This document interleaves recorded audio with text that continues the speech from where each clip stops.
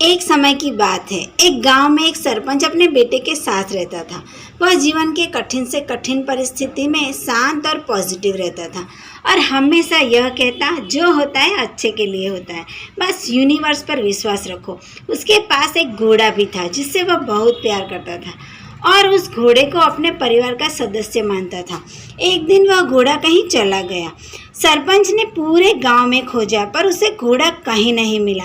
सभी गांव वाले जमा होकर सरपंच के पास गए और दुख जताया। फिर सभी ने सरपंच से कहा, घोड़ा तो खो गया, यह बहुत बुरा हुआ, आप बहुत बदकिस्मत हो। इस बात पर सरपंच ने कहा, भले ही मेरा घोड़ा खो गया है, पर जो होता है अच्छे के लिए होता है। मुझे यूनिवर्स पर पूरा विश्वास है।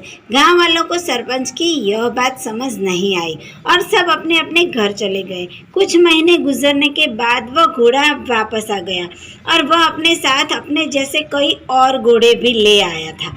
सभी गांव वाले फिर जमा हुए और सरपंच से कहा, घोड़े का जाना तो अच्छा था, अब आपके पास बहुत सारे घोड़े हैं, आप कितने खुशकिस्मत हो। इस बात पर सरपंच ने कहा, भले ही अब मेरे पास बहुत सारे घोड़े हैं, लेकिन मुझे इतनी खुशी नहीं है। बस जो होता है अच्छे के लिए होता है।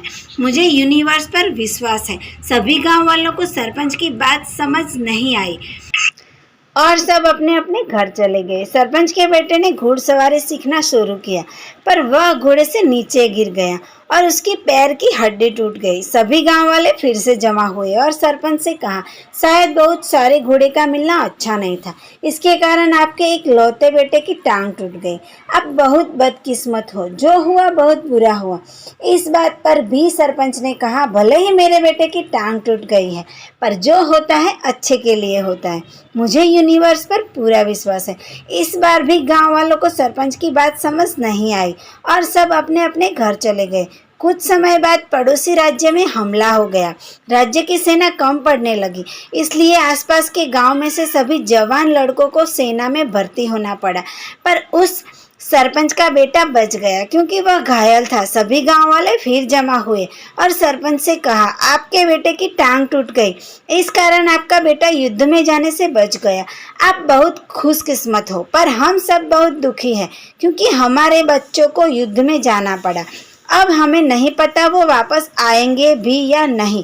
हमने आपको जीवन के इस कठिन से कठिन परिस्थिति में भी शांत और पॉजिटिव रहते देखा है।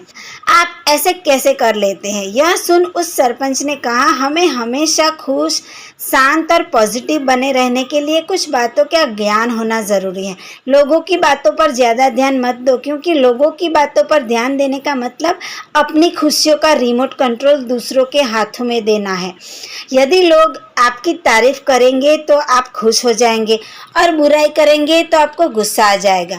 अगर आप लोगों की बातों पर ज़्यादा ध्यान दोगे तो आपका दिमाग अशांत हो जाएगा और आप अपने जीवन के ज़रूरी कामों में ध्यान नहीं दे पाओगे। फ्रेंड्स, अगर आपको मेरी स्टोरी पसंद आए तो प्लीज़ मेरे चैनल को सब्सक्राइब कर देना। थैंक यू फॉर लास्ट तक वीडियो देखने के लिए।